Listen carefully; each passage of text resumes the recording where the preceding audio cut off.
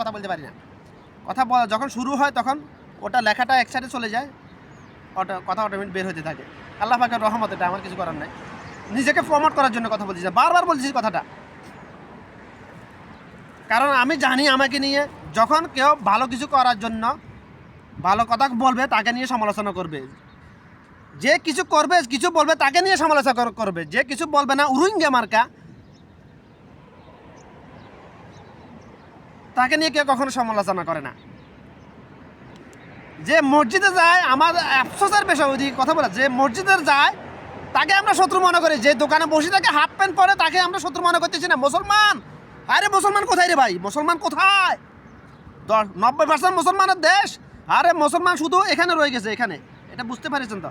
শুধু এটা দেখলে বলা যায় এটা মুসলমান, কথা আর কর্ম দ্বারা বোঝা যায় না সে মুসলমান। ডক্টর খন্দকার আব্দুল্লাহ জাহাঙ্গীর রহমুল্লাহর কথাটা উনি বলেছেন, ওনাকে আল্লাহ যেভাবে যেরকম হেকমত দিয়েছে ওইরকম, আমি বলেছি আমাকে আল্লাহ যেরকম হেকমত দিয়েছে ওইরকম। এই জন্য একটু ভিন্নতা তো থাকবেই।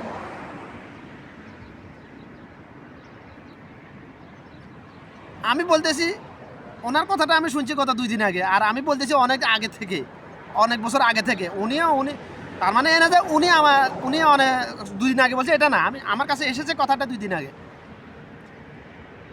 উনি তো প্রায় 7 বছর আগে উনি শহীদ হয়ে গেছেন, রোড অ্যাক্সিডেন্টে মারা গেছেন। ওনার ক্যাটাগরির আলেম বাংলাদেশে আর দ্বিতীয় আরেকটা নাই বর্তমানে, অ্যাট দ্য মোমেন্ট বর্তমানে আরেকজন নাই বাংলাদেশে। আমার যতটুকু ধারণা বর্তমান পৃথিবীতে ওনার ক্যাটাগরি আলেম আরেকজন নাই। ওনার থেকে মুখস্থবিদ্যার অধিকারী হতে পারে হয়তো। কেমন আলেম? সৌদি আরবের সবচেয়ে বড় ইউনিভার্সিটি যেটা, সেই ইউনিভার্সিটিতে পড়ালেখা যে ইউনিভার্সিটির পড়ালেখা করেছেন, ওই ইউনিভার্সিটি একজন আরবের দেশে একজন অনারবের আওয়াল এসেছিলেন, রকম ওয়াহেদ ফার্স্ট হয়েছেন, এরকম আলেম। উনি কেমন আলেম? দেশে আসার সময় পড়ালেখা শেষ করে দেশে আসার সময় কিছু আনেন নাই, ফরেনে কাপড় ছাড়া, শুধুমাত্র এনেছেন কয়েকশো কেজি বই, 300 কেজি সম্ভবত বই এনেছেন, কার্গোতে পাঠাইছেন। ওগুলো তো সাথে আনা সম্ভব না। এমন আলেম উনি। হক্কানে দ্বীনের দায়ী নিয়ে আমার একটা লিস্ট আছে, লিস্ট আমি করেছিলাম, পাবলিশ করি না। যাদেরকে লিস্ট প্রথম কাতারে যারা ছিল তাদেরকে আল্লাহ নিয়ে গেছে দুনিয়া থেকে, এই জন্য এটা প্রকাশ করি নাই। আবার করবো ইনশাল্লাহ, আরেকটা বর্তমানে যারা আছে তাদেরকে নিয়ে, হক্কানে আলেম কারা, ধর্ম ব্যবসায়ী আলেম কারা, এটা ইনশাল্লাহ এটা প্রকাশ করবো যদি আল্লাহ চায় আর কি। তো মূল কথা হলো যে চামড়া শিল্প নিয়ে আমি বুঝাতে পেরেছি কি করেছে। এখন কথা হলো আওয়ামী লীগ তো স্বৈরাচার ছিল, আওয়ামী লীগ স্বৈরাচার ছিল। আমি এখন যেভাবে কথা বলতেছি শুধু এখন বলতেছি না, আওয়ামী লীগ যখন ক্ষমতা ছিল তখনও বলে আসছি, আমার ইমান এখনও ক্ষেত্রাবার্তা মানুষের মতো না। তো আমি বারবার বলি আমার নাম ওমর না, কিন্তু আমার ইমান হলো ওমরের মতোই, আল্লাহর রহমতে। আমার ইমানই জজবা হলো ওমরের মতো। আউযুবিল্লাহি মিনাশ শাইতানির রাজিম। শয়তানের 14 গোষ্ঠীর ক্ষমতা নেই এখন এখানে দাঁড়ানোর। আমার রাসূলের সহিহ হাদিস, ওমর ইবনে খাত্তাবের ব্যাপারে রাসূল সাল্লাল্লাহু আলাইহি ওয়াসাল্লাম, ওমর তুমি কি জানো, তুমি যে রাস্তা দিয়ে হেঁটে যাও, শয়তান ওই রাস্তা যখন দেখে যে তুমি রাস্তা দিয়ে আসতেছো, শয়তান রাস্তা পরিবর্তন করে ফেলে। হাদিসটা সহিহ, হাদিসটা হাসান।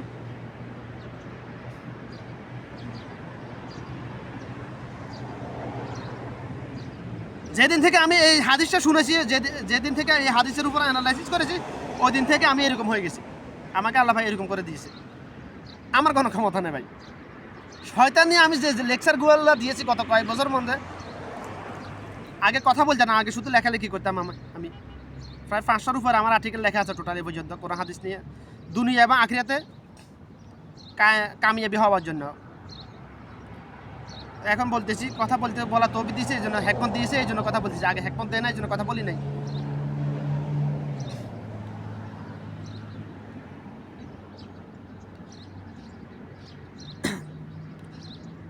আওয়ামী লীগ তো স্বৈরাচার ছিল, আমি বলেছি ভাই। আমার এলাকার যে মেম্বার, যে প্রায় 12 বছর মেম্বারই করেছে, ও আমার ল্যাংটা গালের বন্ধু, যে নেগেটিভ কথা বলে না ভাই।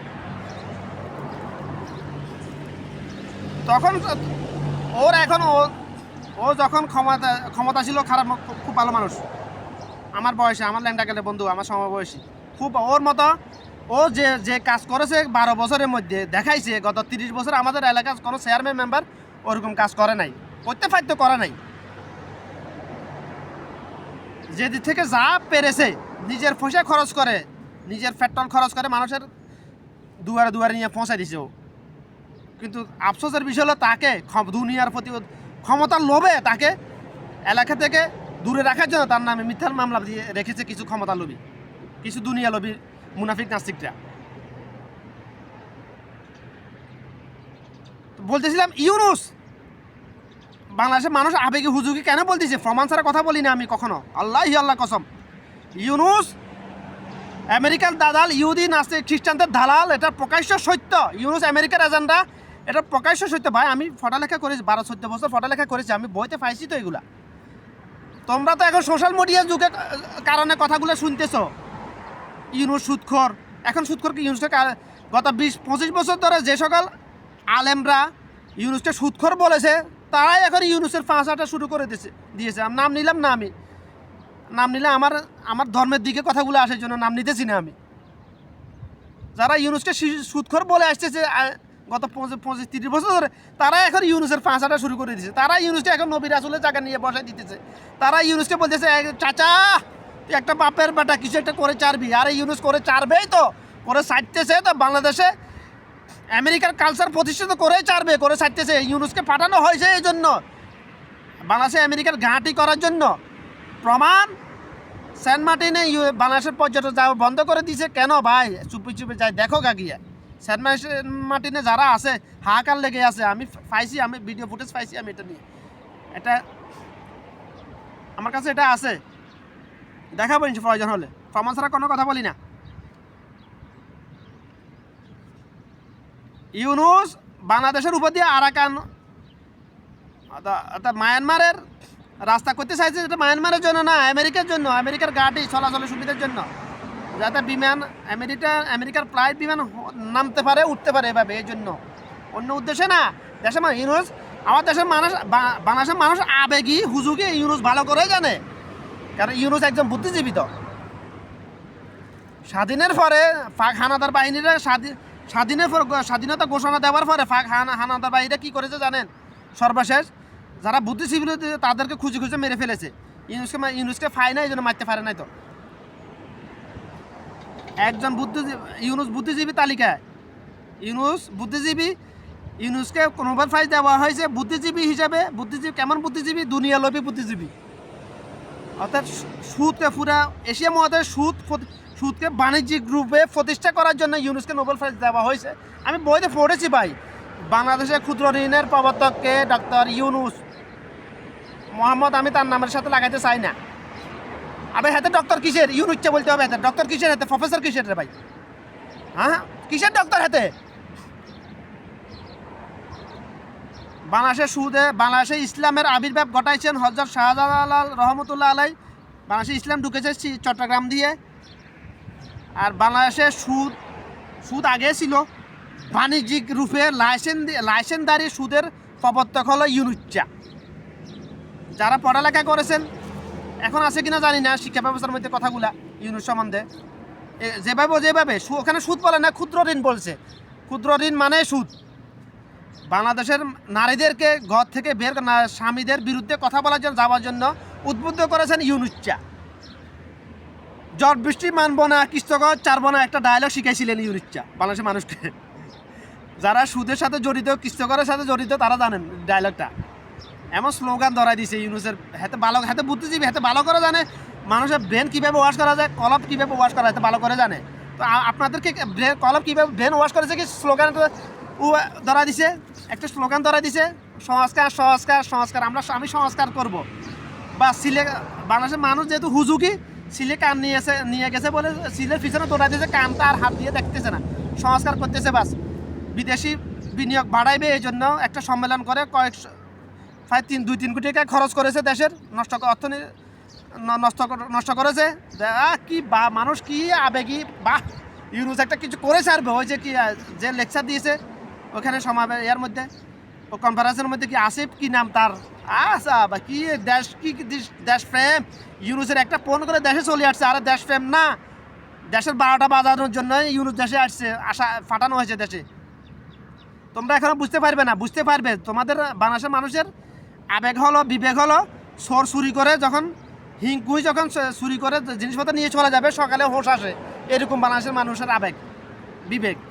এখনো হোশ আসবে না। কথাগুলো আমি হোশ আসার কথা দেখতেছো তো ভাই। তুমি যদি মুসলমান হও, তোমার যদি সামান্য সেন্স থাকে, তুমি তো দেখতেছো ইউনুসটা কী করতেছে।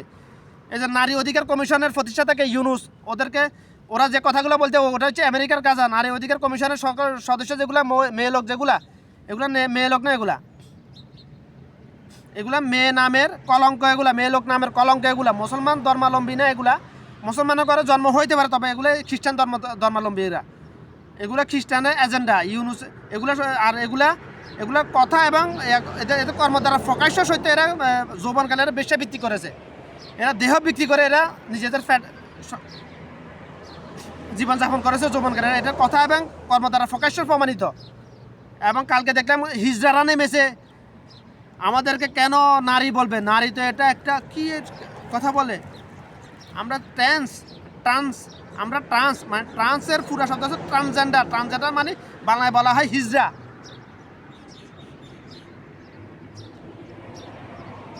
আর হিন্দিতে বলা হয় গিন্নর। ওরা ট্রান্স বলেছে, এটাকে মানুষ বলতেছে নতুন একটা শব্দ তো শুনলাম আজকে। ওরা ট্রান্সজেন্ডারের সংক্ষিপ্ত রূপ ট্রান্স। আমরা ট্রান্সজেন্ডার, ওরা বলতেছে আমরা ট্রান্সজেন্ডার, আমাদেরকে আমরা নারীও পুরুষও, আমাদেরকে কেন মেয়ে লোক বলবে, অপমানই করবে। ওরা বলতেছে এটাই। দেখতেছো তো যারা দেশে, আমি তো দেশে না, আমি তো দেখতেছি। আল্লাহ পাক আমাকে দেখাইছে। আল্লাহ পাকের রহমান আমার উপর। আমার যখন যে বিষয় জানা দরকার ওটা আমার চোখের সামনে ভিডিও ফুটেজ চলে আসে। আমি শুধু অন্তরে কল্পনা করি, আমার সামনে আমার আল্লাহ পাক ভিডিও ফুটেজটা আমার সামনে এনে পৌঁছাই দেয়।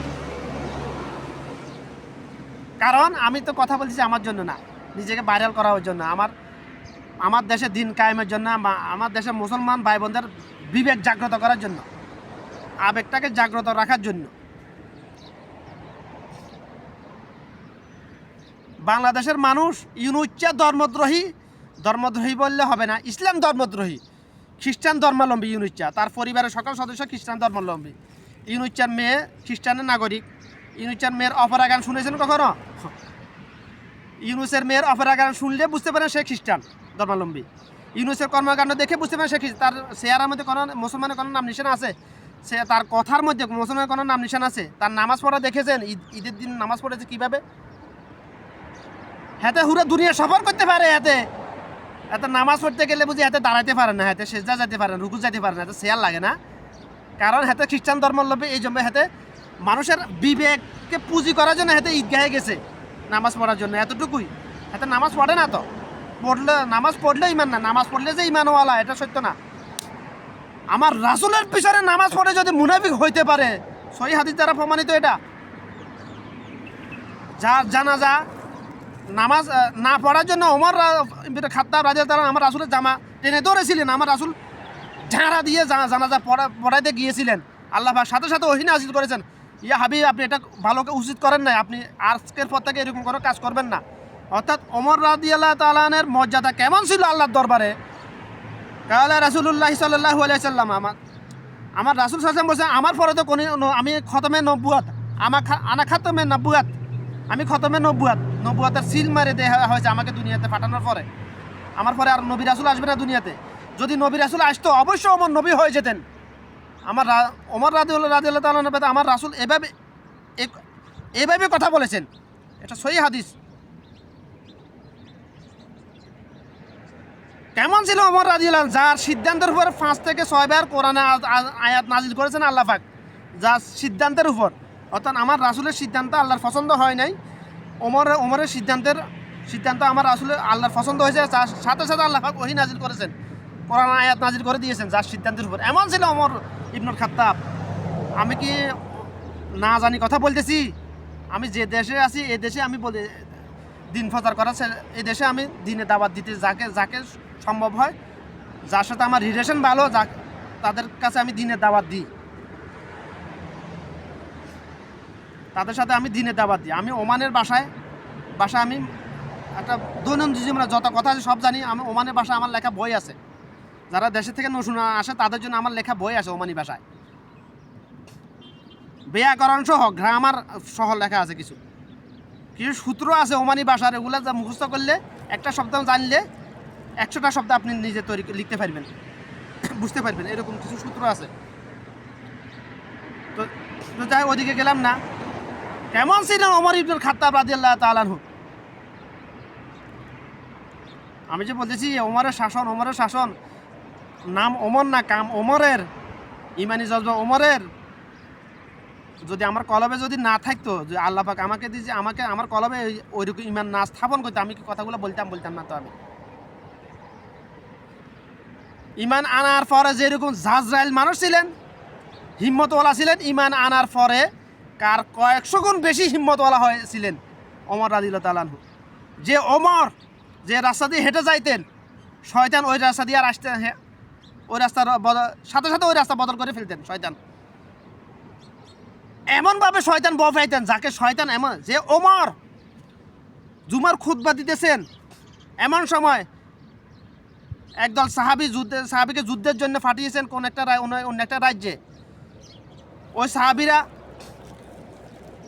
সহি হাদিস এটা, প্রকাশ্য, এটা সকল আলেম ওলামা একমত, এখানে ফেতনাবাজরও একমত, এখানে দ্বিমত পোষণ করার ক্ষমতা শয়তানের না এখানে, যে আমি যে হাদিসটা বলতেছি ওমর ইবনে খাত্তাবের ব্যাপারে।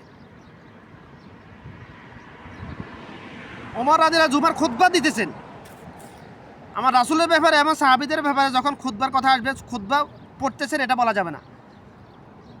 ওনারা খুতবা দিতেন, আর আমাদের বর্তমান যুগের আলেমরা খুতবা পড়েন, পার্থক্য আছে। ওইদিকে গেলাম না আমি। জুমার খুতবা দিতেছেন, এমন সময় ওই যে দল সাহাবীকে কাফেরদের বিরুদ্ধে যুদ্ধ করার জন্য পাঠিয়েছেন, তারা ভুল পথে ট্রেকে চলে গেছে হঠাৎ করে। ওমরের সামনে আল্লাহ পাক, যেরকম আপনারা আমাকে দেখতেছেন ভিডিওতে, ওমর রাদিয়াল্লাহু তাআলার সামনে আল্লাহ পাক ভিডিও ফুটেজ তুলে ধরেছেন, 3D ফুটেজ। ওমর এখান থেকে ইনস্ট্রাকশন দিয়েছে, লা লা ওইদিকে যেও না, ওইদিকে যাও, এভাবে ইনস্ট্রাকশন দিয়েছেন। ওমর আরবিতে বলেছে, আমি বাংলাতে বলেছি। ওখান থেকে সাহাবীরা ওই দল সাহাবীদের যারা যে নেতৃত্ব দিতেছেন, সে এটা শুনেছে, তার কারণে এটা পৌঁছায় দিয়েছে আল্লাহ পাক। ওমরকে আল্লাহ পাক ওমরের চোখের সামনে ভিডিও ফুটেজ তুলে ধরেছেন আল্লাহ পাক। 3D ফুটেজ যেরকম তুলে ধরা হয়, বিভিন্ন ডিজাইন নিয়ে কম্পিউটারে 3D ফুটেজ বানায় না, এরকম ফুটেজ তুলেছেন। আর ওমর এখান থেকে যে ইনস্ট্রাকশন, ওটা ওই সাহাবীর কানে পৌঁছায় দিয়েছেন আল্লাহ পাক। তখন যারা খুতবা শুনতেছেন জুমার দিন, তারা তো হবাক, কিন্তু হঠাৎ খুতবার মধ্যে কথা কেন বললেন ওমর? কিছু বললেন না। তখন সাহাবীদের একটা অভ্যাস ছিল প্রশ্ন করা। যখনই কিছু নতুন কিছু শুনতেন, সাথে সাথে প্রশ্ন করতেন। যখনই কিছু ব্যতিক্রম কিছু দেখতেন, সাথে সাথে প্রশ্ন করতেন সাহাবীরা। আমার রাসূলকে প্রশ্ন করতেন সাথে সাথে। প্রশ্ন করতেন এই জন্য না, ফেতনাবাজি করার জন্য না, শিখার জন্য। আমাদের দেশের সাধারণ মানুষ, আলেমদেরকে প্রশ্ন করে তাকে আটকানোর জন্য, ফেতনাবাজি করে তাকে আটকানো যায় কিনা, শয়তানি বুদ্ধি। আর সাহাবীরা প্রশ্ন করতেন শিখার জন্য, শুধু শিখার জন্য। তারা এত লোভী ছিলেন শিখার জন্য, আখিরে লোভ, আহারে, শুধু প্রশ্ন করতেন তারা, শুধু সুযোগে থাকতেন কখন আমার রাসূলের সামনে যাইতে পারি, কখন আমার রাসূলকে প্রশ্ন করতে পারি। তো ওমরকে রাদিয়াল্লাহু তাআলা যখন সাহাবী, আপনি জুমার খুতবার মধ্যে হঠাৎ এটা বলে, আমাকে আল্লাহ পাক দেখাইছে, যারা যুদ্ধে গেছে ওরা ভুল পথে চলে গেছে, আমি ওদেরকে ইনস্ট্রাকশন দিয়েছি। এখন মুনাফিক তো সর্বযুগে ছিল, 1500 আমার রাসূলের জামানা আছে, আমার রাসূলের জীবদ্দশায় ছিল মুনাফিক। তো এখন কেন মুনাফিক থাকবে না? তখনও মুনাফিক ছিল। তো মুনাফিকটা এরা বিশ্বাস করতে পারে না এটা। তখন মুনাফিকরা কি হলো, ওই দল সাহাবী যখন যুদ্ধে জয়লাভ করে, যখন এসেছে, তখন যারা মুনাফিক ছিল তারা সবার আগে চলে গেছে ওদের সাথে কথা বলার জন্য, মানে আগে থেকে প্রস্তুত। এটা প্রমাণ, ওমর কি এটা বলছে, এটা আসলে সত্য কি না, যাদের ইমানে দুর্বলতা ছিল তারা। তো তখন যারা ওই সাহাবীদেরকে জিজ্ঞাসা করলো, তোমরা কি এরকম কথা শুনেছ? ওই সাহাবীরা বলল, যারা যুদ্ধ জয়লাভ করে তারা বললো, হ্যাঁ আমরা শুনেছি, এবং আমরা যদি ওমর রাদিয়াল্লাহু তাআলা যদি আমাদেরকে এই ইনস্ট্রাকশন না দিত, তা আমাদেরকে ইহুদি কাফেররা কেটে কচু কাটা করে ফেলতো আমাদেরকে। অর্থাৎ ওরা একটা পাহাড়ে, দুইটা পাহাড়ে সিপাই গিয়েছিল, সিপাই চলে যাইতে চাইছিল, ওমর রাদিয়াল্লাহু স্টেশন দিয়ে তাদেরকে অন্যদিকে পাঠিয়ে দিয়েছেন। কেমন ওমর ছিলেন, ক্ষমতা ওমরের না, ওমরের ইমানি জজবা এমন ছিল, ইমান আকীদা এমন ছিল, এই জন্য আল্লাহ পাক ওমরের সাথে এরকম করেছেন। তো একটা কথা আমি বলি, প্রায় সময় বলি, আমি ওমানিদের কাছে যখন দিনের দাওয়াত দিই তখন বলি, এখনও যদি পৃথিবীর কোনো দেশ যদি চায় মানে আর্থিকভাবে, অর্থনৈতিকভাবে, আমি আখিরাতের কথা বললাম না, অর্থনৈতিকভাবে উন্নতি করতে চায়, শুধু উন্নতিই করবে, অর্থাৎ কারেন্সি শুধু উপরে যাবে, উপরে যেতেই থাকবে। যদি কোনো দেশ এখনও চায়, কিচ্ছু করা লাগবে না তার, সে যদি পাগলও হয় করতে পারবে, শুধুমাত্র তাকে ওমরের শাসন নিয়ে আসতে হবে। শুধুমাত্র সেই দেশে ওমরের শাসন কায়েম করলেই হয়ে যাবে, শুধুমাত্র ওমরের শাসন নিয়ে আসতে হবে। এটা নিয়ে কথা বললে তো আমার অনেক সময় লেগে যাবে। এই কথার ভিতরে সব কিছু ঢুকে দেওয়া হয়েছে, পুরা কোরআন, যত হাদিস, সকল হাদিসের সারাংশ আমি এই কথার ভিতরে ঢুকাই দিছি। ওমরের শাসন নিয়ে আসতে হবে। কেমন ছিল ওমরের শাসন? ওমরের শাসন করে যাওয়ার পরে ওমর ইবনে আব্দুল আজিজ যখন শাসন করেছেন, জাকাত নেওয়ার মতো, ফিতরা জাকাত খাওয়ার মতো মানুষ খুঁজে পাওয়া যায় না। তখন আমার রাসূলের নির্দেশ অনুযায়ী পাহাড়ের উপর চড়ে টাকাগুলো ছিটিয়ে দেওয়া হয়েছে পশু পাখি খাওয়ার জন্য। এটা সহিহ হাদিস, আমার রাসূলের নির্দেশ। যখন ফিতরা জাকাত খাওয়ার জন্য লোক থাকবে না, তখন টাকাগুলো কি, টাকা তো তুমি ভোগ করতে হবে না, এটা জাকাতটা তোমার সম্পদের থেকে আলাদা করতে হবে সম্পদকে পবিত্র করার জন্য। তখন পাহাড়ে চূড়ায় গিয়ে টাকাগুলো বাতাসে মিশিয়ে ছিটে দিবে, তোমার জাকাত আদায় হয়ে যাবে, তোমার উপর থেকে দায়ভার চলে যাবে, তোমার সম্পদ পবিত্র হয়ে যাবে। এটা আমার রাসূলের নির্দেশ, সহিহ হাদিস। এটা এমন ছিল ওমরের শাসনের পরে এমন অবস্থা হয়েছে। আমি ক্লুটা দিয়েছি, বিস্তারিত দিয়ে বলতে গেলে ওমরের শাসনের ব্যাপারে একদিন যথেষ্ট না, একদিন কীভাবে হুরফ, হয়তো আমার পুরো লাইফে যথেষ্ট না। তো আশা করি কথাগুলো আপনাদের কলবে ঢুকাতে পেরেছি আমি। যদি আপনাদের কলবে যদি আমার কথাগুলো ধাক্কা দেয়, যদি আমার কথাগুলো কোরআন সুন্নাহ সম্মত মনে হয় আপনাদের কাছে, তাহলে দিনের জন্য, দিন প্রচারের জন্য, দিন কায়েমের জন্য, যাকে আপনি আল্লাহর জন্য ভালোবাসেন, যাকে না, যতজনকে আপনি আল্লাহর জন্য ভালোবাসেন, তাদের যার হাতে অ্যান্ড্রয়েড মোবাইল আছে, বড় বড় মোবাইল আছে, তাদের কাছে আপনি পার্সোনালি এটা শেয়ার করবেন ইনশাল্লাহ, তাদের ইমানের কলবে একটু ধাক্কা দেওয়ার জন্য ইনশাল্লাহ, বিবেক জাগ্রত করার জন্য ইনশাল্লাহ।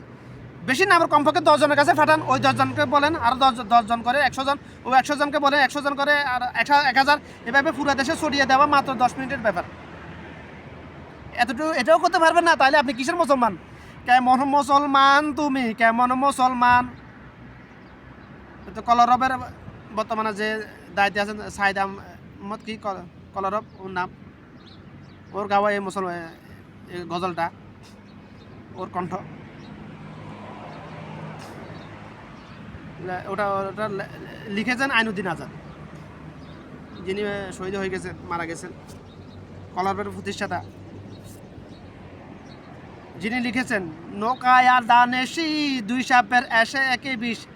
আমি বলেছি কি, অর্থাৎ মানে আগস্টের মানে 5 আগস্টের পরে আমি কি বলেছি, আওয়ামী লীগ আর বিএনপি পায়খানার আর এপিটার পায়খানার, এই ফিটার ওই ফিট, আওয়ামী লীগ ভিজা ফিট, বিএনপি শুকনা ফিট। আমি বলেছি এটা, আমাকে যেভাবে আল্লাহ পাক বলা তৌফিক দিয়ে যেভাবে বলেছি। আর আইনুদ্দিন আজাদ বলেছে নৌকা আর দানের শীষ, 2 সাপের একই বিষ। ওটা নিয়ে কত টল হইতেছে, আমাকে যেহেতু কেউ চিনে না জানে না, এই জন্য আমার কথাগুলো নিয়ে এখনও ফেতনাবাজি হইতেছে না, টল করা হইতেছে না। তো